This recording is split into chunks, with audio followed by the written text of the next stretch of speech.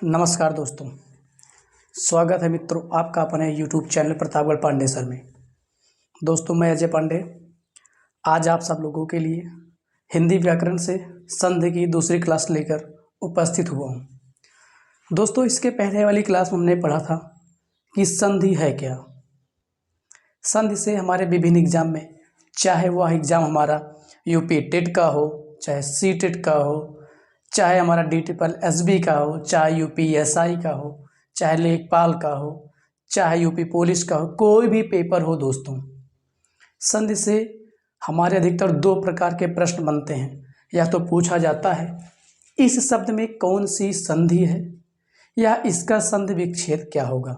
यही दोस्तों हमारे हर एग्ज़ाम में संधि से दो तरह के प्रश्न आते हैं और हमको आपको यही दो चीज़ संधि में सीखना है दोस्तों, रटना नहीं है, सीखना है। जो कि दोस्तों हमने पहले वाली क्लास में आपसे चर्चा और परिचर्चा दोनों किया था। आज दोस्तों हम उसके आगे की जो हमारा संधि बचा था उस पर चर्चा करेंगे। उससे पहले अगर आपने चैनल को सब्सक्राइब नहीं किया है तो आपका अपना यूट्यूब चैनल है प्रतापगढ़ पांडे सर, आप उसको सब्सक्राइब करा लीजिए और कर भी लीजिए ताकि इससे आगे आने वाली क्लास आपको बड़ी आसानी से उपलब्ध हो सके। दोस्तों हमने आपसे बताया कि हमको आपको रटना नहीं है, हमको आपको टॉपिक को पढ़ना है, प्रकरण को समझना है, और हम जो चीज़ें एक बार दोस्तों समझ लेते हैं फिर इसको लाइफ टाइम कभी नहीं भूलते। तो दोस्तों आज हमारा संधि प्रकरण भी है। हम इसके पहले जो पढ़े थे उसकी पहले चर्चा करेंगे, उसके बाद आगे पढ़ेंगे। दोस्तों इसके पहले हमने आपको संधि में बताया था संधि है क्या, संधि का अर्थ क्या होता है, हमने आपसे चर्चा किया था। संधि का शाब्दिक अर्थ होता है मेल अथवा जोड़, और हमारे हिंदी व्याकरण में जोड़ दो तरह से होता है। एक होता है शब्दों का जोड़, दूसरा होता है दोस्तों वर्णों का या फिर अक्षरों का जोड़। क्योंकि वर्ण को ही अक्षर कहा जाता है। उसमें दोस्तों हमने आपसे बताया जो हमारा शब्दों का जोड़ होता है वो समास में होता है, उसको हम समास जब पढ़ेंगे उसमें पढ़ेंगे। अभी दोस्तों हम संधि पढ़ रहे हैं और संधि हमने आपको बताया था संधि में दो शब्द आपस में जुड़ते हैं और दोनों शब्द जुड़ते तो हैं लेकिन उन दोनों शब्दों में कोई बदलाव नहीं होता। बदलाव सिर्फ होता है प्रथम शब्द के अंतिम वर्ण में और जो द्वितीय शब्द होता है उसके प्रथम वर्ण में। हमने आपको ये बताया था यही दोनों वर्ण हमारे मिलकर आपस में बदल जाते हैं और इनके बीच जो क्रियाएं होती हैं वही हमारी संधि कहलाती है तथा इनसे जो नया शब्द बनता है विकार कहलाता है दोस्तों। जैसे अभी आपको एग्जाम्पल के आगे बता दिया जाएगा, अब उसके आगे दोस्तों हम समझते हैं। दोस्तों आप अगर संधि कभी नहीं पढ़े हैं तो यकीन मानिए आपको इस क्लास से संधि कभी भी नहीं भूलेगी आज के बाद। बस आपको ये जो बताने जा रहा हूँ दोस्तों आसानी से समझना है बस। दोस्तों हमको आपको पता है कि हमारे हिंदी व्याकरण में 11 स्वर होते हैं। ह्रस्व अ, दीर्घ अ, ह्रस्व ई, दीर्घ ई, ह्रस्व उ, दीर्घ उ। एक दोस्तों होता है, फिर होता है ऐ, ओ, औ। दोस्तों यही हमारे 11 स्वर होते हैं हिंदी के जिनसे हमको संधि पढ़ना है। और दोस्तों अगर हम यही 11 स्वर पढ़ लेते हैं तो हमको स्वर संधि कभी नहीं भूली जाएगी। और हमारे जितने भी एग्जाम होते हैं दोस्तों सभी एग्जाम में अधिकतर से अधिकतर प्रश्न स्वर संधि से ही होते हैं। तो दोस्तों हमको यही स्वर संधि समझ लेना है, उसके बाद हमको संधि से कभी कोई दिक्कत नहीं होगी। व्यंजन संधि और ही सरल है, इससे ज़्यादा सरल है दोस्तों। अब आइए अपने टॉपिक पे चलते हैं। आपका देखना क्या है कि दोस्तों यहाँ पर ये दोनों जोड़ से हैं, यानी एक ह्रस्व एक छोटा, एक इसका भी एक दीर्घ होता है, उसका दीर्घ दोस्तों होता है कुछ इस तरह से। यानी इतने जो हमारे अक्षर हैं वो दो हैं और ये भी जोड़ से हैं, ये भी जोड़ से हैं, लेकिन अभी हमको इनको नहीं लेना है, हमको इनको लेना है कि हमारी जो स्वर संधि है तो इन पांचों का खेल। लेकिन अभी ये समझना है कि जो हमारे पास डबल माँ है ये भी दो है, ये भी दो है, ये भी दो है, ये भी है, ये भी है, लेकिन अभी हमको इनको विशेष ध्यान देना क्या है दोस्तों। हमको आपको पता है कि स्वर संधि में 5 संधि पढ़नी है। एक पढ़ना है दोस्तों दीर्घ स्वर, दोस्तों आपको समझना है, रटना नहीं है। दूसरा दोस्तों हमको पढ़ना है वृद्धि, जो कि हमने पहली क्लास में पढ़ा भी है। तीसरा दोस्तों हमको पढ़ना है गुण। चौथा पढ़ना है दोस्तों हमको यण, और पांचवा पढ़ना है दोस्तों अयादि। यही 5 संधियां दोस्तों हमको हिंदी व्याकरण में पढ़ना है। चलिए दोस्तों उसके बाद हम आगे चर्चा करें। दोस्तों इसमें हमको करना क्या है, बस यही समझना दोस्तों हमारा दीर्घ स्वर संधि कब होगा, हमारा वृद्धि स्वर संधि कब होगा, गुण कब होगा, यण कब होगा, अयादि कब होगा। सिर्फ इन्हीं का पूरा इसमें खेल है दोस्तों। और इसके पहले दोस्तों हमने आपको बताया कि जो हमारी संधि होती है उसमें 2 शब्द होते हैं। एक हमारा होता है दोस्तों प्रथम पद और दूसरा दोस्तों हमारा होता है द्वितीय पद, जिसको हमने आपको पहली क्लास में बताया है। आप दोस्तों उस क्लास को नहीं देखे हैं तो हमारे आप चैनल में जाकर प्रतापगढ़ पांडे सर में आपको वहाँ प्लेलिस्ट दिया गया है हिंदी व्याकरण, उसमें आप देख सकते हैं। उसमें डाला गया है संधि की आपकी पहली क्लास। अब दोस्तों आपको हमने बताया था कि प्रथम पद का अंतिम वर्ण और द्वितीय पद का प्रथम वर्ण क्या होगा, स्वर होगा, तो हमारी स्वर संधि होगी। और अब दीर्घ कब स्वर संधि होगी, यानी जो हमको 5 स्वर संधि पढ़नी है होगा, तो अंतिम और प्रथम वर्ण जितने भी होंगे स्वर संधि में सभी वो स्वर होंगे। अब कौन सी होगी वही समझना है दोस्तों। ये जो हमारे हैं, जब प्रथम पद का अंतिम वर्ण भी इनमें से कोई एक हो और अंतिम भी वही हो तो हमारा दीर्घ स्वर संधि हो जाएगा। दोस्तों ये आपको समझना है, मतलब जब प्रथम वर्ण का जो हमारा प्रथम शब्द होगा, पद होगा, उसका जो अंतिम वर्ण हो, यदि वो आ हो, ह्रस्व आ हो या दीर्घ आ हो, उससे कोई मतलब नहीं है, होना चाहिए आ ही। और द्वितीय पद का प्रथम वर्ण भी दीर्घ आ हो या ह्रस्व आ हो, आपका क्या हो जाएगा दोस्तों, हमेशा वो बड़ा आ हो जाएगा। यानी जब समान स्वर आपस में मिलेंगे तो आपका दीर्घ स्वर संधि होगा दोस्तों, आपको पता है। इसी तरह हमारा ई से भी बनता है, चाहे ह्रस्व ई हो या हमारे दीर्घ ई हो, अंतिम प्रथम पद का अंतिम वर्ण। और द्वितीय हमारा क्या हो दोस्तों, ये भी ई हो। यानी जब दोनों तरफ दोस्तों हमारे ई से ई मिले, आ से आ मिले, तो दोस्तों हमारा हो जाएगा वो दीर्घ स्वर संधि, इतना आपको पता है। इस तरह ऊ का भी हो जाएगा, चाहे प्रथम पद का अंतिम वर्ण ह्रस्व ऊ हो या दीर्घ ऊ हो, तथा द्वितीय का जो हमारा द्वितीय पद है उसका प्रथम वर्ण भी चाहे ह्रस्व हो या दीर्घ हो, लेकिन हो ऊ ही। तो दोस्तों उस कंडीशन में, उस शर्त में भी हमारा ये होगा दीर्घ ऊ ही। उसके बाद दोस्तों चाहे हमारा री हो ह्रस्व और चाहे री हो दीर्घ, और प्लस के बाद भी इधर हमारा री आए, चाहे ह्रस्व आए चाहे दीर्घ, उस कंडीशन में दोस्तों हमारा होगा क्या, दीर्घ री। अभी आपको एग्जाम्पल के साथ आसानी समझ में आ जाएगा, जो कि पहले क्लास में दोस्तों हमने बताया भी है। आपको इसलिए यहाँ बता दिया जा रहा है कि कुछ लोग नए देखते हैं तो उनको समस्या होती है, उनको समस्या ना हो इसलिए दोस्तों इसको पुनः से बता दिया जा रहा है। दोस्तों एक री भी रिली होता है, रिली वो जबकि हमारा होता है रिली संस्कृत में, तो हमारे हिंदी में उसका वर्णन नहीं है, इसलिए उसकी चर्चा यहाँ नहीं करेंगे, उसकी चर्चा हम संस्कृत वाले क्लास में करेंगे। अब दोस्तों वृद्धि में क्या है, इसमें तो प्रथम पद का अंतिम जो था, प्रथम पद का अंतिम वर्ण और द्वितीय पद का प्रथम वर्ण जो था एक था, लेकिन दोस्तों वृद्धि में क्या समझना, बस दोस्तों यही आपको दिमाग लगाना, कुछ और करना है नहीं। यहाँ क्या होगा, प्रथम पद का अंतिम वर्ण दोस्तों, प्रथम पद का अंतिम वर्ण यहाँ मैं लिख दे रहा हूँ। अब आपको इतना पता होना चाहिए कि प्रथम पद की बात हो रही है, अंतिम वर्ण, और यहाँ द्वितीय पद का प्रथम वर्ण क्या होना चाहिए। इधर तो दोस्तों आपका आ ही रहेगा हर कंडीशन में, हर कंडीशन में। और इधर दोस्तों आपका चाहे हमने कहा था ए आए, अच्छा है ए आए, हर कंडीशन में दोस्तों आपका आय होगा इसके बराबर आय ही। और इधर आपका यानी 3 संधि आपकी ऐसी है दोस्तों जिसमें शुरुआत में आपका ह्रस्व आ दीर्घ आ रहेगा दीर्घ संधि में, इधर भी उधर भी वही चीज़ रहेगा, लेकिन वृद्धि में प्रथम पद का अंतिम वर्ण सदैव दोस्तों आपका तो ह्रस्व आ होगा या दीर्घ आ होगा, कुछ भी नहीं रटना है दोस्तों, बस समझना है। थोड़ी देर आप दीर्घ हटा दीजिए, आप वृद्धि को देखिए कि वृद्धि संधि जहाँ पर होगी वहाँ उसका जो प्रथम शब्द होगा, प्रथम शब्द का अंतिम वर्ण या तो दोस्तों आपका ह्रस्व आ होगा या तो दीर्घ आ होगा, या तो ह्रस्व आ होगा या तो दीर्घ आ होगा। चलिए दोस्तों आपका ह्रस्व आ दीर्घ आ, और उस तरफ है तो दोस्तों अगर जब ए की मात्रा होगी तो हो सकता है या तो आपका ए हो या आई हो, लेकिन जब ह्रस्व आ से या दीर्घ आ से आपका ए और ए मिलेगा तो दोनों मिलकर दोस्तों आपका बनेगा ए। और उसके बाद जब इधर भी वही कंडीशन है आपका ओ के लिए भी, जब ह्रस्व आ या दीर्घ आ ओ से मिले तो या आ से मिले तो भी आपका दोस्तों हर कंडीशन में होगा आओ ही। जैसे आपको एग्जाम्पल यहाँ बता दे रहे हैं, जैसे हम यहाँ पर आपसे बात करें सदैव, हमने लिखा सदैव, सदा धन एव, सदैव। दोस्तों हमने क्या कहा था कि प्रथम शब्द, प्रथम पद, द्वितीय पद, प्रथम पद का हमने आपको बताया कि वृद्धि संधि प्रथम पद का अंतिम वर्ण हमेशा या तो ह्रस्व आ होगा या दीर्घ आ।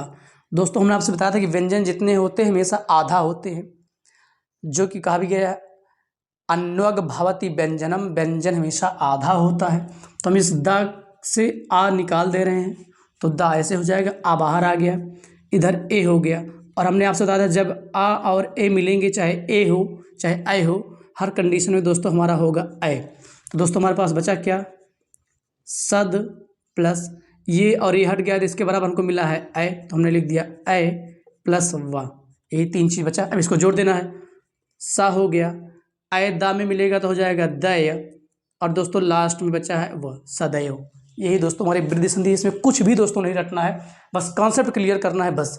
तीन में दोस्तों आपका हमेशा प्रथम पद का अंतिम वर्ण आ होगा, चाहे वो ह्रस्व आ हो या दीर्घ आ हो। वो दोस्तों आपको दो समझ में आ गया। अब तीसरे में दोस्तों हमको क्या समझना है, गुण में आइए देखते हैं। गुण में दोस्तों हमको क्या समझना है। दोस्तों बहुत ही सरल टॉपिक है, कुछ भी नहीं करना है। हमने आपसे बताया इधर भी आपका या तो ह्रस्व आएगा पहले प्रथम पद का अंतिम वर्ण, या ह्रस्व आ होगा या दीर्घ आ होगा, और इधर दोस्तों या तो आपका होगा ह्रस्व ई या दीर्घ ई, फिर भी आपकी हमेशा हो जाएगी दोस्तों यहाँ पर इन दोनों को मिलाकर ए, आपका हो जाएगा ए।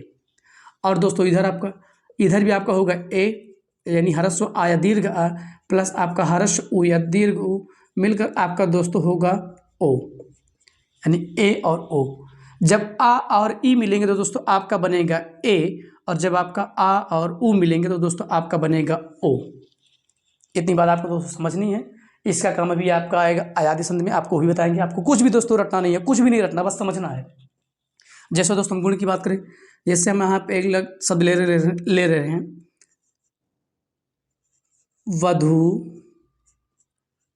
प्लस ऊर्जा। दोस्तों वधु प्लस ऊर्जा, तो आपको यहाँ दिख रहा है कि धा में ऊ की मात्रा है, सॉरी दोस्तों ये तो आपकी दीर्घ संधि हो जाएगी। जैसे हम बात करें सूर्योदय, सूर्य प्लस उदय, सूर्य प्लस उदय, तो दोस्तों यहाँ पर आप देखें आपका या है और या में आपका आ है। अब हमने इसको शुद्ध रूप में व्यंजन को लिख दिया, या को अलग कर दिया, आ को अलग कर दिया, आ गया आपका आ और इधर आपका आ गया ऊ। आ और ऊ मिलकर हमने आपको बताया दोस्तों आपका हो जाएगा ओ, तो हो गया ओ आपका, यानी इस यहाँ के आ से यहाँ से ऊ का आपका हो गया ओ, यानी यहाँ से आ हट गया, यहाँ से ऊ हट गया, यहाँ दय बचा है और यहाँ पर ये बचा है, तो हमने इसको लिख दिया। जो दोस्तों हमारा बचा है ये बचा है, प्लस हमारा बचा है दोस्तों नया शब्द हमको मिला है ओ, और उधर दोस्तों हमको मिला है दय, हमने लिख दिया जितना हमारा था। अब दोस्तों जब हम इस देखिए हमने सू को लिख दिया, या को लिख दिया, और या पूर्ण हो गया तो ओ का मात्रा इसमें आएगा, हमने इस ओ का मात्रा को लगा दिया, और ये हमारा रेफ था हमने रेफ को लगा दिया, और दोस्तों हमारा दय बचा था दय लगा दिया, हमने लगा दिया सूर्योदय। दोस्तों हमारा हो गया सूर्योदय। जैसे दोस्तों दूसरी बात करें, जैसे हमने लिखा महाधन ईश, हमने लिखा महाधन ईश, तो दोस्तों यहाँ हा से हमारा दीर्घ आ निकल गया, और यहाँ से हमारा दोस्तों ई निकल गया, और हमने बताया आ और ई मिलकर आपका बनेगा ए। तो अब इसको हम जब मिलाएंगे दोस्तों तो हमारा बन जाएगा, ये माँ था, सॉरी ये माँ है, ये ह्रस्व आ है, महा ए और स। अब दोस्तों जब आपस में मिलेंगे ये तो हमारे हो जाएंगे महेश। देखिए माँ था, हमने माँ लिख लिया, हा और ए मिलकर आप क्या हो गया हे, और अंत में बचा स महेश। ये दोस्तों हमारी एक गुण संधि। दोस्तों अभी आपको भूमिका बता रहा हूँ कि आपको पढ़ा नहीं रहा हूँ, ये तो मैं आपको भूमिका बता रहा हूँ, आपको समझना है इसको। इसके बाद मैं आपको पढ़ाऊँगा, उसके बाद बड़ी आसानी से आपको समझ में आ जाएगा। ये तो आपको समझा रहा हूँ कि हमारी जो तीन संधियाँ हैं स्वर में, दीर्घ स्वर संधि, गुण स्वर संधि, वृद्धि स्वर संधि, इसमें हमारा हर कंडीशन में शुरुआत में दोस्तों होगा आ। क्या हो दोस्तों आ। अब चाहे वह आ ह्रस्व हो या दीर्घ हो, जब ह्रस्व आ या दीर्घ आ, ह्रस्व आ या दीर्घ आ से मिलेगा तब दीर्घ स्वर संधि। जब ह्रस्व आ यानी जब ह्रस्व ई या ह्रस्व ई दीर्घ ई और ह्रस्व ई या दीर्घ ई जब आपस में मिलेगा तभी हमारा स्वर संधि, दीर्घ स्वर संधि। ह्रस्व उ दीर्घ उ, और प्लस उधर भी हमारा द्वितीय पद का प्रथम पद जो होगा वो भी ह्रस्व उ या दीर्घ उ, फिर भी दीर्घ स्वर संधि। यानी दीर्घ में आपको चार पढ़ने हैं, आ का मेल आ से, ई का मेल ई से, ऊ का मेल ऊ से, री का मेल री से, चाहे वो ह्रस्व हो या दीर्घ हो, तो दोस्तों हमारी हो जाएगी दीर्घ स्वर संधि। और वृद्धि में दोस्तों प्रथम पद का अंतिम वर्ण भी इसमें ह्रस्व आ या दीर्घ आ होगा, और द्वितीय पद जो होगा दोस्तों ए होगा या ओ होगा, यानी ए हो, फिर भी हमारा हर कंडीशन पर होगा ए, और ह्रस्व आ या दीर्घ आ के बाद ओ या औ हो, फिर भी दोस्तों हर कंडीशन में हमारा होगा वो दीर्घ यानी ओ हो जाएगा औ। दोस्तों ये हमारी वृद्धि संधि है। गुण में क्या पढ़ना है, हमको यही पढ़ना है कि प्रथम पद का अंतिम वर्ण या तो ह्रस्व आ होगा या दीर्घ आ होगा, और द्वितीय पद का प्रथम पद दोस्तों हमारा जो होगा वो या तो ह्रस्व ई होगी या दीर्घ ई होगी, तो हमारा हो जाएगा ए। और जब हमारा प्रथम पद का उसी में प्रथम पद का अंतिम वर्ण ह्रस्व आ या दीर्घ आ हो, और द्वितीय पद का प्रथम वर्ण हमारा उ या दीर्घ उ हो, तो दोस्तों हमारा हो जाएगा ओ, जो भी हमने आपको यहाँ बताया। उसके बाद दोस्तों हमको पढ़ना है यण। यण में दोस्तों संस्कृत में हमारा एक सूत्र है इको यणच, इको यणच। अभी उसके आगे चर्चा करेंगे। अब दोस्तों इसके बाद हम चर्चा करेंगे गुण स्वर्ण संधि की, जो हमको पढ़ना है। आप इसका स्क्रीनशॉट लेना चाह ले सकते हैं। दोस्तों यहाँ तक हमने चर्चा की, तो आगे हमको यही पढ़ना है, इसलिए अब आप इसकी चर्चा करके विस्तारित रूप से बताया जाएगा। चलिए दोस्तों, अब दोस्तों हमको आपको पढ़ना है गुण स्वर संधि। इसके पहले वाली क्लास में हमने 2 संधियाँ पढ़ी थी। अब दोस्तों हमको पढ़ना है गुण स्वर संधि, गुण स्वर संधि। चलिए दोस्तों हमने आपको बताया कि हमारा जो गुण स्वर संधि होगा, एक प्रथम पद होगा और दूसरा होगा दोस्तों द्वितीय पद, द्वितीय पद बीच में प्लस का चिन्ह होगा। और हमको लेना क्या है, प्रथम पद का अंतिम वर्ण, प्रथम पद का अंतिम वर्ण, और इधर भी द्वितीय पद का प्रथम वर्ण लेना है। दोस्तों रटना नहीं है, आपको सिर्फ समझना है, रटोगे तो नहीं आएगा। चलिए दोस्तों यही हमको लेना है। हमने आपसे बताया दीर्घ में और आपका गुण में और वृद्धि में हमेशा प्रथम पद का अंतिम वर्ण ह्रस्व आ या दीर्घ आ होगा। क्या होगा इसमें, हमेशा दोस्तों आपको रखना है कि गुण स्वर संधि का प्रथम वर्ण जो प्रथम पद होगा उसका जो अंतिम वर्ण होगा हमेशा या तो ह्रस्व आ होगा या दीर्घ आ होगा। इतना दोस्तों आपको दिमाग में तो बैठा लेना है, जो होगा यही होगा।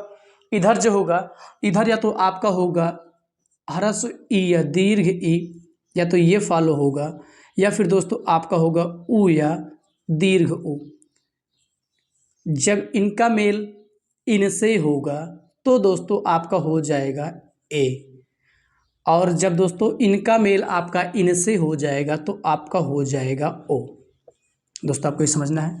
और ए की जो मात्रा होती है दोस्तों ये होती है, और ओ की मात्रा दोस्तों आपकी ये होती है। यही दोनों परिवर्तन होगा जब ये दोनों वर्ण आपस में मिलेंगे। अब कैसे, आइए दोस्तों एग्जाम्पल से यानी उदाहरण से बात करते हैं, आपको बहुत ही आसानी ढंग से स्पष्ट हो जाएगा। चलिए दोस्तों, हम एक शब्द अभी इसके पहले लिए थे सूर्योदय, और एक शब्द लिया था दोस्तों हमने महेश।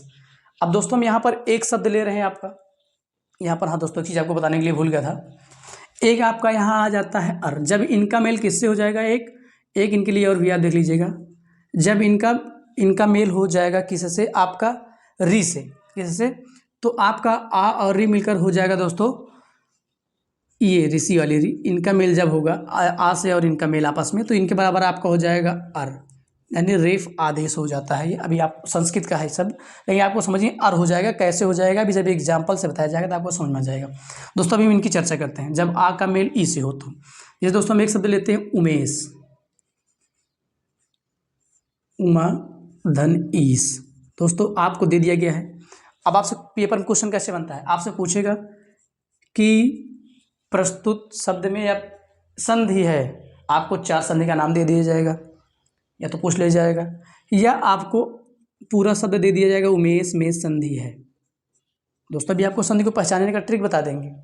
ट्रिक से दोस्तों हमारा काम नहीं चलता। दोस्तों शॉर्टकट का कोई भी सक्सेस के लिए शॉर्टकट कोई भी रास्ता नहीं है। कहने का मतलब ये कि अगर आपको सक्सेस चाहिए तो शॉर्टकट उसका कोई भी रास्ता नहीं है। चलिए दोस्तों बाद में आपको ट्रिक बता भी देंगे। अभी दोस्तों हमने आपसे कहा गया तो आपसे पूछ सकता है इसमें संधि कौन सी है या इसका संधि विच्छेद क्या होगा, यही प्रश्न बनता है हमारे विभिन्न एग्जामों में। अब दोस्तों हमको संधि पहले करना कैसे है, पहचानना कैसे है।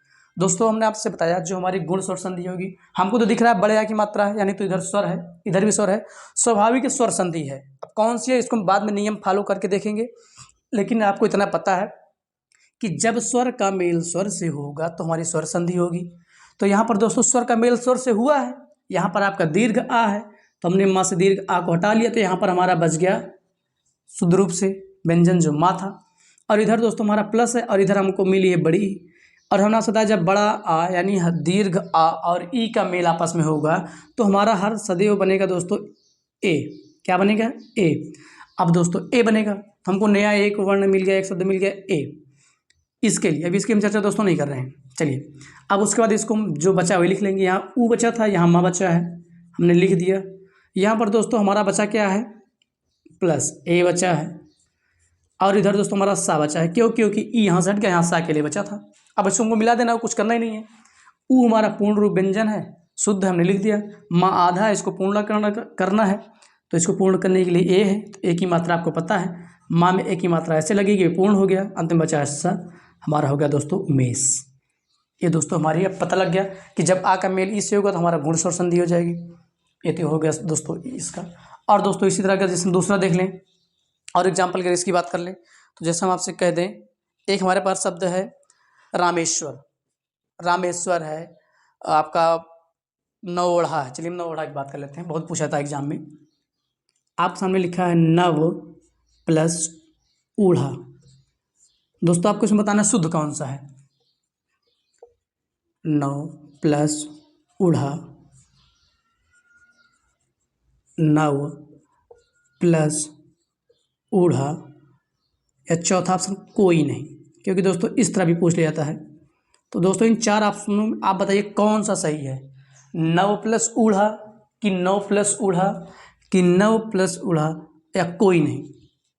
दोस्तों एग्जामिनर ऐसे पूछता भी है। दोस्तों हमने आपको पहले क्लास में बताया था कि संधि आप नियम लगाइए, उसके बाद आप ये देखिए कि आपको जो दोनों शब्द मिले हैं, प्रथम पद और द्वितीय पद, क्या वो शब्द शुद्ध रूप से सही है कि नहीं है। दोस्तों अगर आप देखें तो नव होता है, ये नव होता है, ये भी नव होता है, ये नव अशुद्ध है, आपको पता है, इससे भी कोई मतलब नहीं। तीन है, इस तरह भी नव होता है, ये भी नव होता है, ये भी होता है, तीनों सही है। लेकिन हम दोस्तों इधर आए, क्या ये तीनों सही हैं? ऊढ़ा सही है, ऊढ़ा ऊढ़ा लिखा है, ये तो गलत वैसे भी दिख रहा है, ये भी सही दिख रहा है, लेकिन ये नहीं सही है। और हमको पता है नव, जब यहाँ व्यंजन नहीं होगा तो इधर आऊ मिलकर ओ नहीं होगा तो तुम्हारा गलत हो जाएगा। और यहाँ पर आ मिला है, यहाँ पर आपको ऊ मिला, ओ हो जाएगा, यही हमारा सही है। ये दोस्तों पहचानने का तरीका है। और जब आप ये नियम जान जाएंगे दोस्तों, आपको पहचानने की कोई ज़रूरत ही नहीं पड़ेगी, आप आँख मूंद कर लेंगे। और हाँ दोस्तों, उसके बाद आप थोड़ा प्रैक्टिस ज़रूर कर लीजिएगा, क्योंकि समास और संधि एक ऐसा प्रकरण है, इसका आप जितना प्रैक्टिस करेंगे, जितना आप अभ्यास करेंगे, उतना ही ज़्यादा आपके लिए सरल होता जाएगा, उतने ही कम समय में आप बहुत ही आसानी से जवाब दे सकेंगे। चलिए दोस्तों, अब हम बात कर रहे थे न ऊढ़ा की। हमारे पास एक शब्द है न वो, और एक दोस्तों हमारे पास है ऊढ़ा। अब दोस्तों हम इसकी संधि आपस में कैसे करेंगे। दोस्तों हमने आपको बताया कि यहाँ पर आपको उवा से आ को हटा देना है। आपको पता है व्यंजन हमेशा आधा होता है, बिना किसी स्वर के पूर्ण नहीं होता। यहाँ पर आ है, हमने अलग कर दिया। यहाँ पर दोस्तों आपका ऊ है, तो आ और ऊ मिलकर आपका पता हो जाता है ओ। दोस्तों आपका हो गया ओ। अब आपके पास बच्चा है नव प्लस ओ प्लस आपका हड़ा, ये क्योंकि यू यहाँ नीचे आ गया है, तो आपका बच्चा क्या, अन्ना पूरा था, वो आधा था, ओ आएगा तो आपको हो जाएगा नौ, और दोस्तों यहाँ पर अड़ा, ये हो गया आपका नौड़ा। दोस्तों मैं यहाँ पर आपको उदाहरण देने के लिए नहीं आया हूँ, बस दोस्तों मैं आपको फैक्ट बताने के लिए आया हूँ, आपको उसका नियम बताने के लिए, समझाने के लिए आया हूँ। मैं आपको उदाहरण तो आप स्वयं कर लेंगे, और जब आप दोस्तों उसका नियम जान जाएंगे तो आप उदाहरण के कहीं से कोई ला के आप कर लेंगे। जैसे दोस्तों एक हमारे पास शब्द है गुणाका धन ईस, यानी आप उसका संधि विच्छेद करिएगा खुद से, और मैं यहाँ पे बता भी दे रहा हूँ। एक शब्द हमारे पास है गुणाका धन ईस, बहुत पूछा जाता है गुणा का धन ईस। दोस्तों इसका लोग संधि विच्छेद गलत करते हैं, इसका संधि विच्छेद लोग करते हैं गुणा धन ईस, जब गलत हो जाता है। चलिए दोस्तों, ये हमारे पास लिखा है, आपको पता है यहाँ आपका दीर्घ आ है, आपने उसको अलग कर लिया, यहाँ पर आपका ई है, आ और ई मिलकर आपका दोस्तों हो जाता है ए। तो यहाँ आपका बचा गुणा, और यहाँ दोस्तों आपका बचा क, और यहाँ आपका है ए, और इधर दोस्तों आपका है स। तो ये दोस्तों आपका हो गया, आपको इसको मिला देना है, गुणा काम आपका आएगा, हो जाएगा ये गुणा केस। ये दोस्तों आपका गुणा केस की संधि विच्छेद है। तो दोस्तों ये हमारा गुण संधि है। दोस्तों मैं विश्वास है आपको बहुत ही आसानी से समझ में आया है, और अगर समझ में आया दोस्तों आप वीडियो को लाइक, चैनल को सब्सक्राइब और शेयर करना मत भूलिएगा। चलिए दोस्तों आप इसका स्क्रीनशॉट ले लीजिए। अब इसके आगे हम चर्चा करेंगे यण स्वर संधि की। दोस्तों आपको यही इतना ध्यान देना है कि हमको गुण स्वर संधि में पढ़ना क्या है। और दोस्तों आपको गुण स्वर संधि पहचानने की मैं ट्रिक भी बता दे रहा हूँ, याद आ गया। ट्रिक में दोस्तों आपको क्या रटना है कि जब किसी शब्द के दूसरे या तीसरे, ध्यान देना है दोस्तों, दूसरे और तीसरे किस पर, किसी शब्द के दूसरे व तीसरे वर्ण पर, तीसरे वर्ण पर ए की, ओ की और अर की, यानी रेफ जो ये वाला रखता है ऊपर, इतनी मात्राएं दिखाई दें तो आप जान जाइएगा कि वो आपकी गुण संधि है 99%, वो आपकी गुण स्वर संधि हो जाएगी। जब आपको ऊपर ए की मात्रा दिखाई दे, दूसरे व तीसरे वर्ण पर ए की मात्रा दिखाई दे, ओ की मात्रा दिखाई दे और रेफ दिखाई दे। दोस्तों रेफ यानी जैसे मैं यहाँ पे चर्चा कर लेता हूँ, हमारे पास एक संधि है, जैसे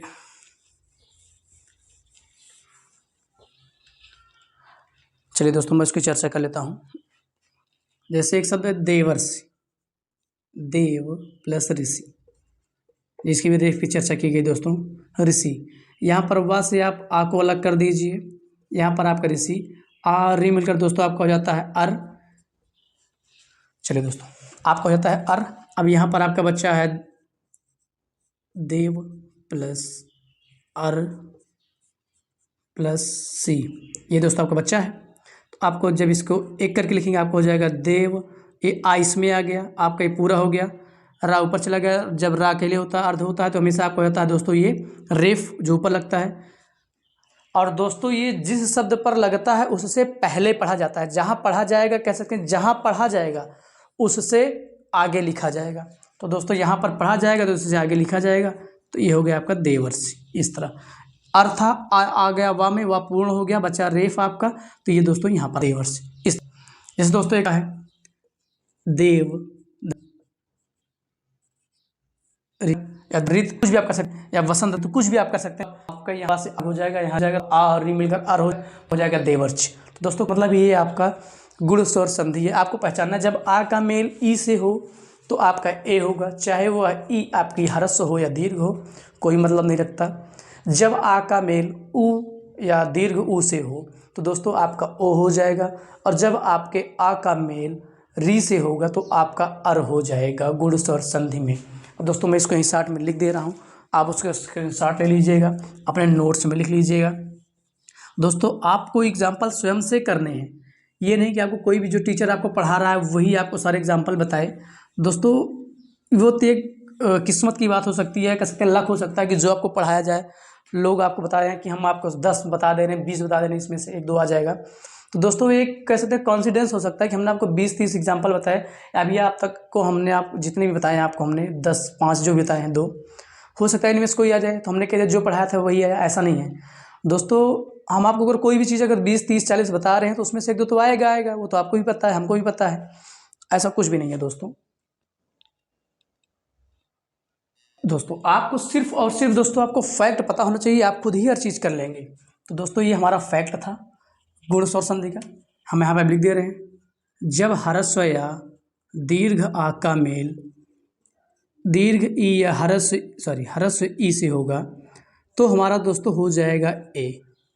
दूसरा दोस्तों जब ह्रस्व आ या दीर्घ आ का मेल ऊ या दीर्घ ऊ से हो जाएगा तो दोस्तों हमारा हो जाएगा ओ। और जब दोस्तों हमारे ह्रस्व आ या दीर्घ आ का मेल री से होगा तो दोस्तों हमारा हो जाएगा अर। ये दोस्तों हमारे गुण स्वर संधि का नियम है।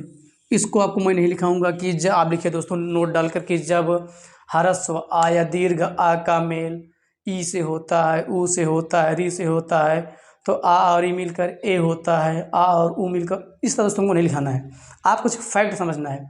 आप स्वर संधि पढ़ रहे हैं, आपको हमने पहले बता दिया स्वर का मेल स्वर से होगा तो स्वर संधि होगी। जब समान स्वर आपस में दोनों तरफ मिलेंगे, इधर भी उधर भी, तो आपका दीर्घ स्वर संधि हो जाएगा। जब इधर आ होगा उधर ई और ओ होगा, अर होगा तो आपका गुण होगा। जब इधर आपका प्रथम पद आपका दोस्तों आ होगा, द्वितीय पद आपका दोस्तों ए या ओ होगा, ए या अ होगा, तो उस कंडीशन में दोस्तों आपका वृद्धि होगा। अब दोस्तों हम चर्चा करेंगे यण स्वर संधि की। चलिए दोस्तों आप इसका स्क्रीनशॉट ले लीजिए। इसके बाद दोस्तों हम चर्चा करने वाले हैं यण स्वर संधि की। चलिए दोस्तों हम चर्चा करेंगे यण स्वर संधि की। कौन सी स्वर संधि की दोस्तों? तो यण स्वर संधि की। दोस्तों यण स्वर संधि में मैं आपको संस्कृत का एक सूत्र उसको भी बताऊंगा और दोस्तों उसके बाद हिंदी में बता दूंगा, जो आप समझ में आए वो समझिएगा। दोस्तों मैं आपको समझाने की पहले कोशिश करूंगा हिंदी में ही।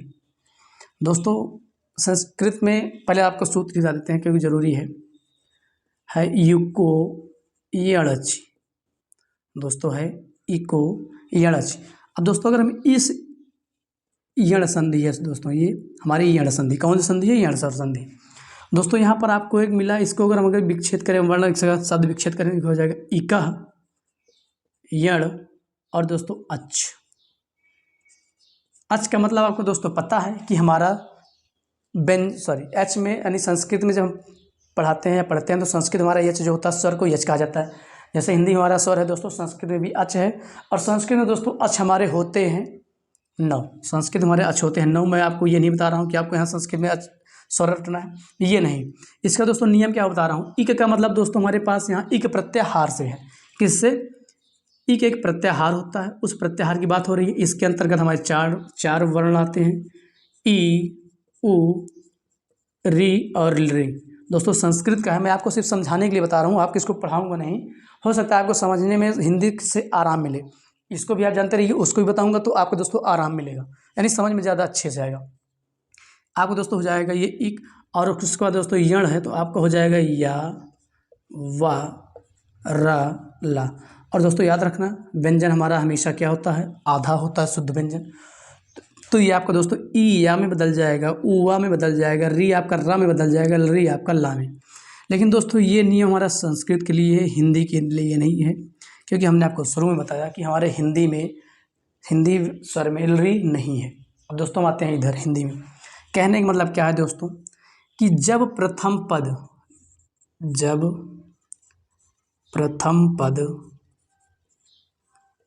का अंतिम वर्ण, जब प्रथम पद का अंतिम वर्ण ई हो, ई उ री हो, क्योंकि री हमको नहीं पढ़ना है, हमारा संस्कृत का है। यानी जब प्रथम पद का अंतिम वर्ण ई उ री हो तो और द्वितीय पद हो तो हो तथा द्वितीय पद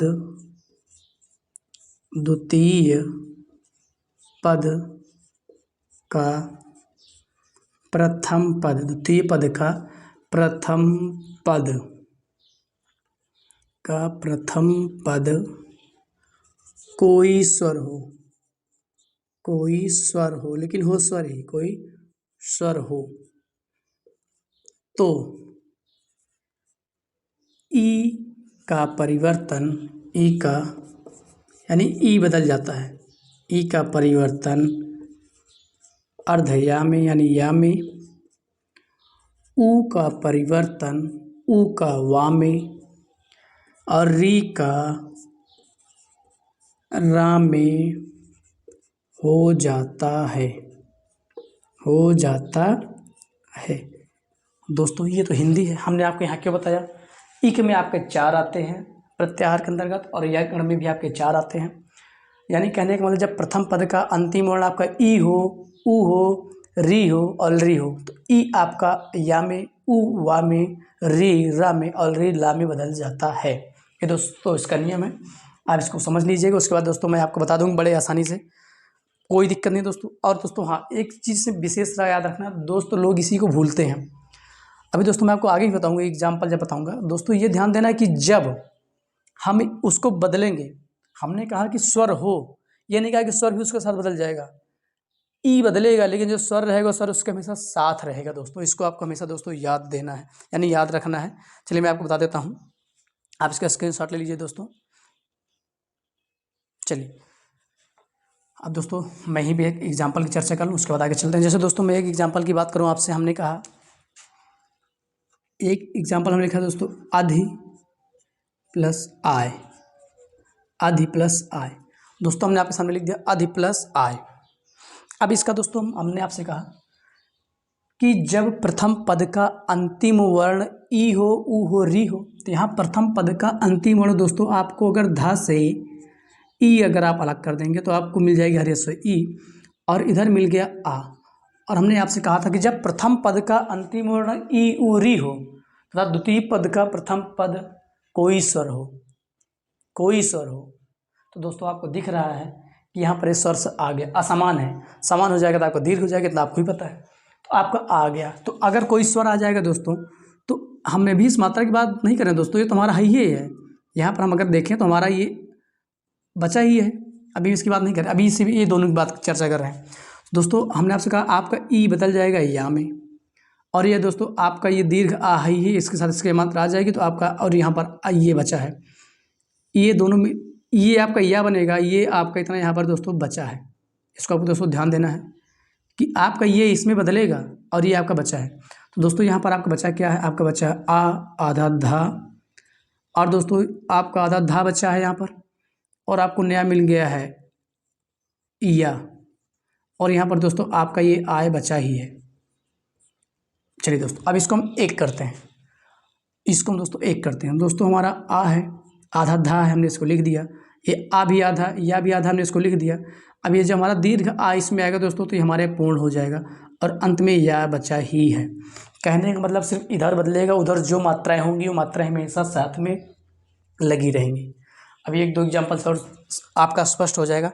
जैसे दोस्तों हमारे पास एक है अनुधनित, एग्जाम्पल है अनुधनित, एग्जाम के लिए मोस्ट इंपॉर्टेंट है दोस्तों, ये किसी एग्जाम में पूछा गया है, अनु प्लस इत लिखा है दोस्तों।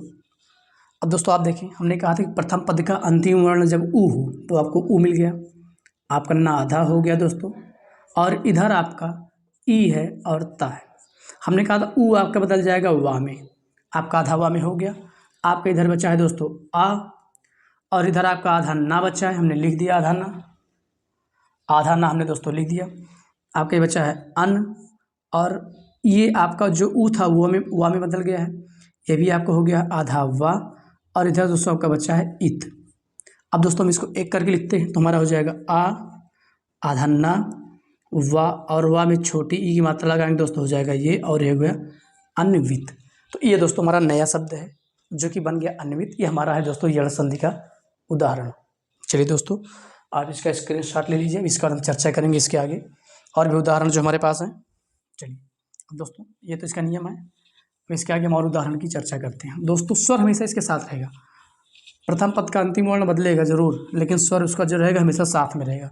अब एक दो उदाहरण से आपको बहुत आसानी से स्पष्ट हो जाएगा। चलिए दोस्तों हमारे पास एक शब्द है अन्वेषण, अनुएषण, अनु प्लस एषण। चलिए दोस्तों हमारे पास एक शब्द है अन्वेषण, हमने लिख लिया, ना से हमने ऊ को अलग कर दिया, यहाँ पर हमारा हो गया ऊ, और इधर हमारा बचा है एषण। चलिए दोस्तों हमने कहा था ऊ आपका वा में बदल जाएगा, वा में बदल गया, इधर आपका एषण बचा है, हमने एषण भी लिख दिया। चलिए दोस्तों और इधर हमारा क्या था, ये इतना बचा है। चलिए दोस्तों हम इसको बेक कर देते हैं, आ हो गया, आधन्ना हो गया आपका। चलिए हमने आधन्ना लिख दिया, वाह है, वाह भी आधा लिख दिया, एक ही मात्रा आएगी दोस्तों हो जाएगी ये, और इधर हमारा बचा है षण, अन्वेषण। ये हो गया दोस्तों हमारा अन्वेषण। दोस्तों आपको क्लास कैसी लगी प्लीज़ कमेंट में ज़रूर बताइएगा। चलिए दोस्तों हम एक दो एग्जाम्पल की और बात कर लेते हैं। जैसे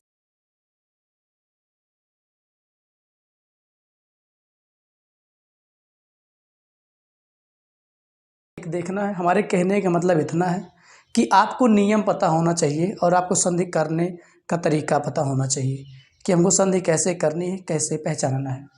दोस्तों हमने आपको गुण में बताया, जब आपको ऊपर ए की मात्रा और ओ की मात्रा दिख जाए दूसरे तीसरे वर्ण पर तो आपकी गुण संधि हो जाएगी। जब आपको ऐ की मात्रा और औ की मात्रा दिख जाए दूसरे तीसरे वर्ण पर तो दोस्तों आपका ये हो जाएगा वृद्धि संधि। अच्छा बीच में दोस्तों आपको दूसरे तीसरे मर आपको दीर्घ आ, दीर्घ ई, दीर्घ उ और आपको री की मात्रा दीर्घ री की मात्रा दिख जाए तो आपका दीर्घ स्वर संधि हो जाएगा दोस्तों। अब दोस्तों हमारे पास 3 संधियाँ हो गई हैं और हमने आपको यण में बताया कि दूसरा या तीसरा अक्षर जो होगा सदैव अधिकतर वो आपका अर्ध अक्षर होगा, सभी नहीं, दूसरे तीसरे वर्ण जो होंगे वो आधे होंगे, वो आपका यण हो जाएगा। अब दोस्तों चौथा हमको पढ़ना है अयादि संधि। अब दोस्तों हम चर्चा करेंगे अयादि संधि की। चलिए दोस्तों हम चर्चा करेंगे अयादि संधि की। दोस्तों आयादी अभी तक हमको क्या हमने पढ़ा, अभी तक की संधि में हमने क्या पढ़ा। चलिए दोस्तों अब हम पढ़ेंगे आयादी संधि। कौन सी संधि दोस्तों? आयादी संधि। दोस्तों सबसे सरल संधि है, कह सकते हैं कि स्वर संधि में सबसे सरल संधि। दोस्तों अधिकतर 99% ये 3 अक्षरों का होगा। अधिकतर दोस्तों ये 3 अक्षरों का होगा। और दोस्तों इसमें अधिकतर, चलिए आपको आगे बताते हैं। कहने का मतलब दोस्तों अभी तक हमने पढ़ा कि जब दोनों तरफ स्वर आएगा तो हमारा स्वर संधि होगा। जब इधर हमारा ह्रस्व या दीर्घ आएगा, इधर आ या दीर्घ आएगा तब दीर्घ। इसी तरह ई के लिए भी था, ऊ के लिए और री के लिए था। उसके बाद वृद्धि में हमने पढ़ा इधर आ और इधर हमारा ए ओ औ आएगा तो हमारा वृद्धि हो जाएगा। फिर उसके बाद दोस्तों हमने गुण में पढ़ा था कि जब हमारा आ ई मिलेगा तो ए, आ और ऊ मिलेगा तो हमारा ओ हो जाएगा। और दोस्तों उसके बाद हमने यण में पढ़ा कि जब ई ऊ री ली के बाद कोई भी स्वर हो तो हमारा ई या में, ऊ आ में, री रा में हो जाएगा। अब उसके बाद दोस्तों हमको पढ़ना है आयादी संधि। आयादी में क्या है दोस्तों? अभी तक दोस्तों इधर हमारा 3 में कह सकते हैं कि आ था, एक में ई ऊ री था, ई ऊ री था। दोस्तों हमारा देखिए दीर्घ में तो यहाँ तक थे। दोस्तों आपको समझना है, ईश्वर में ही समझना है। यहाँ तक हमारा दीर्घ था। और उसके बाद दोस्तों हमारा जो था गुण में बाएं दाहिने में कह सकते हैं प्रथम पद में हमारा ये था और द्वितीय में हमारा दोस्तों ये था और ये था। अब वृद्धि में दोस्तों हमारा प्रथम में ये था और द्वितीय पद में ये था। और दोस्तों यण में हमारा प्रथम पद में ये था और ये था। दोस्तों ये हो गए। अब हमको आखिरी पढ़ना है दोस्तों हमारा जो है आयादी संधि। इसमें हमको क्या करना है दोस्तों? अब इसमें हमारा दोस्तों जो प्रथम पद का अंतिम वर्ण होगा वो दोस्तों हमारा या तो ए होगा या फिर आई होगा या फिर ओ होगा या फिर दोस्तों औ होगा। ये होंगे दोस्तों, ये आपको समझना। आयादी में आयादी का जो प्रथम पद होगा, प्रथम पद का अंतिम वर्ण दोस्तों जो होगा वो या तो हमारा ए होगा या आई होगा या ओ होगा दोस्तों या औ होगा। जब दोस्तों ये होगा तो द्वितीय पद में क्या होगा दोस्तों? इनका जो द्वितीय पद होगा वो भी कोई स्वर होगा। क्या होगा? वो भी कोई स्वर होगा। जैसे हमारा यण में था, कोई स्वर हो सकता है या कोई स्वर होगा। क्या होगा? कोई स्वर होगा। द्वितीय पद चारों में कोई भी स्वर हो सकता है। जब दोस्तों कोई स्वर होगा तो आ हमारा बदल जाएगा आई में। जो हमारा ए है ये बदल जाएगा आई में। जो आई है दोस्तों ये बदल जाएगा आई में। और जो हमारा दोस्तों ओ है वो बदल जाएगा औ में। और जो दोस्तों हमारा औ है वो बदल जाएगा आव में। एक बार दोस्तों फिर से देखिए कि अभी तक हमारे जो थे, जब ए होगा प्रथम पद का अंतिम वर्ण और दूसरी तरफ कोई स्वर होगा तो ए बदल जाएगा आई में, आई बदल जाएगा आय में, ओ बदल जाएगा औ में और दोस्तों औ बदल जाएगा आव में। आइए दोस्तों हम एग्जाम्पल से इसको अच्छी तरह समझ लेते हैं। जैसे दोस्तों हम एक एग्जाम्पल ले रहे हैं पवन। क्या दोस्तों? पवन। आपसे पूछ लिया जा सकता है कि पवन में कौन सी संधि है या आप पवन का संधि विच्छेद कीजिए। तो दोस्तों हमको यही समझना है कि जब हमको पवन संधि विच्छेद करना तो थोड़ी देर हम इसको ना को छोड़कर सिर्फ इन 2 शब्द को देखें, इन 2 वर्णों को। दोस्तों इसमें को क्या समझने में आ रहा है? पव औ, पव औ। क्या दोस्तों उच्चारण निकल रहा है? पव यानी औ निकल रहा है। क्या निकल रहा है दोस्तों? उच्चारण में हमको औ निकल रहा है। और दोस्तों हमने आपसे कहा था औ किसके स्थान पर होगा? ओ के स्थान पर होगा। यानी औ बराबर दोस्तों आपको क्या होगा? ओ होगा। ये किसके स्थान पर होगा दोस्तों? तो ये हमारा हो जाएगा औ के स्थान पर। अब दोस्तों जब हमारा हमने कहा था कि ओ होगा तो औ हो जाएगा। तो यानी पो पर हमारा ओ, पा पर हमारा ओ का मात्रा लगा रहा होगा तभी हमारा ये औ हुआ होगा। तो हमारा औ हुआ होगा दोस्तों ये। तो दोस्तों हमको करना क्या है? पा पर ओ का मात्रा लगा देना है और अन कर देना है। अब जब दोस्तों वा से हम आ को हटा देंगे तो हमारा हो जाएगा अन, पोवन। इस तरह से दोस्तों, या कह सकते हैं जैसे हमने एक आपसे कहा पावन, एक शब्द हमने ले लिया पावन।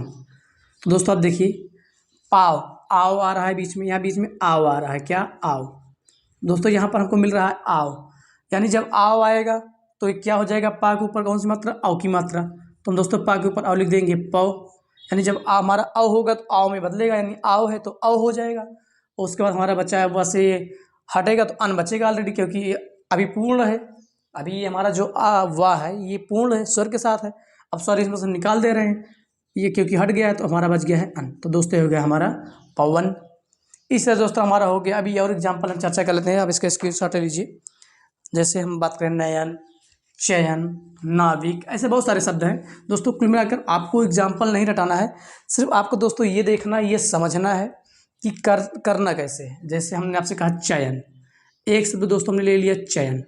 दोस्तों अभी हम जैसे चयन है, हमने आपसे कहा आय आएगा तो ए हो जाएगा, या ए होगा तो अगर प्रथम पद जैसे हमने कहा इसका विच्छेद करें, चे धन अन, हमने कहा चे धन अन। दोस्तों हमने कहा जब ए होगा और दूसरी तरफ कोई आपका स्वर होगा तो जो हमारा ए होगा वो आई में बदल जाएगा। तो दोस्तों हमने कर दिया। इस चा से दोस्तों हमने ए को अलग कर दिया। जब ए को अलग कर दिया तो हमारे पास बचा क्या है, यही तो बचा है, यही बचा है। अब अगर इस चे को हम इस पर फिर इस मात्रा को इस पर लाएंगे तो हमारा यही हो जाएगा चे धन अन। तो दोस्तों हमारा चे धन अन हो गया है। हमने कहा था जब चे होगा तो हमारा आय में बदल जाएगा, किसमें दोस्तों, आय में। दोस्तों किस बदल जाएगा, आय में। अभी ये हमारा दोस्तों क्या है, या आधा है। अब इसको दोस्तों पूर्ण करेंगे तो हमारा तो ये मात्रा तो हट गया, क्योंकि इसके स्थान पर ये आ गया है। तो हमारा दोस्तों हो गया, ये मात्रा हटेगा तो ये आस में आ गया, ये पूरा चा हो जाएगा हमारा अच्छा। और ये आकर ना इसमें आ जाएगा दोस्तों, हो जाएगा ना, यानी ये जो आ है या में आएगा पूर्ण हो जाएगा तो यह हो जाएगा, और हो जाएगा ये ना। ये हो गया हमारा दोस्तों चवन, ये हमारा हो गया चयन। इसीलिए दोस्तों हमारा शब्द जैसे हमने कहा पवित्र, पवित्र। दोस्तों अब लास्ट में देखिए इत्र निकल रहा है, लास्ट में आप इत्र कर दीजिए, आपका लास्ट में हो गया इत्र। और हमने आपसे कहा था पव इत्र आ रहा है, देखिए पव, अब आ रहा है दोस्तों हमारा क्या आ रहा है, अव। जब आएगा दोस्तों हमारा हो जाएगा पो धन इत्र। तो दोस्तों यही हमारा है अयादि संधि। इससे दोस्तों बहुत सारे शब्द हैं, नयन है, गायक है, गायक है, गायन है, नाविक है, नयन है, बहुत सारे शब्द हैं दोस्तों। तो दोस्तों इनको आप कर लीजिएगा। यदि आपको न समझ में आया हो इसमें से कोई भी संधि तो आप कमेंट में बताइएगा, मैं दोस्तों आपको और अच्छे से समझाने की कोशिश करूंगा। दोस्तों आपको क्लास कैसी लगी प्लीज़ आप कमेंट में ज़रूर बताइएगा। उससे पहले दोस्तों हमने आपसे कहा था कि यण संधि में अधिकतर बीच में कुछ शब्द आते हैं जो आधे होते हैं, लेकिन कुछ ऐसे भी होते हैं जो यण संधि नहीं होती है। जैसे हम आपसे भी बात करें, स्वार्थी की एक शब्द है, स्वर धन अर्थी एक शब्द आपके पास है दोस्तों आपके पास एक शब्द है स्वर, एक धन है अर्थी। अब आपसे पूछा जाए स्वार्थी में कौन सा संधि विच्छेद है, दोस्तों आपको पता होना चाहिए स्वार्थी में हमारा ये तो आ ही जाएगा क्योंकि दीर्घ आ जाएगा, सत्यार्थी हो जाएगा दोस्तों। जैसे सत्यार्थी है आपके पास एक शब्द सत्यार्थी। अब हम आपसे कहें सत्यार्थी में कौन सी संधि है, दोस्तों सत्यार्थी में आपकी दीर्घ स्वर संधि है। क्यों, क्योंकि आप सत्य को अलग करेंगे और आर्थी को अलग करेंगे तो आपके यहाँ बीच में क्या निकलेगा, इसमें से आपका आ आएगा, इसमें से भी आ निकलेगा, और आ मिलकर आपको होता है दीर्घ। दोस्तों आपको ये नहीं समझना है कि जितने अर्धाक्षर होंगे सभी हमारे यण संधि होंगे, नहीं दोस्तों, सब नहीं होंगे। आपको दोस्तों नियम के साथ करना है, आपको ट्रिक नहीं ढूंढना है, बस आपको यही पहचानना है जब बीच में आपको बड़े आ की मात्रा, बड़ी ई की मात्रा ये सब मिले तो आपकी दीर्घ स्वर संधि हो जाएगी। जब ऊपर आपको ए की मात्रा मिले तो आपका गुण, ओ और अ की मात्रा मिले तो दोस्तों आपकी हो जाएगी वो वृद्धि संधि। और अयादि का भी बता दिया दोस्तों, आपको यण को भी बता दिया। दोस्तों आपको क्लास कैसी लगी प्लीज़ कमेंट में जरूर बताइएगा। चलिए दोस्तों तब तक के लिए जय हिंद, नमस्कार, वंदे मातरम। मिलते हैं दोस्तों अपनी अगली क्लास में। आपका दिन शुभ हो।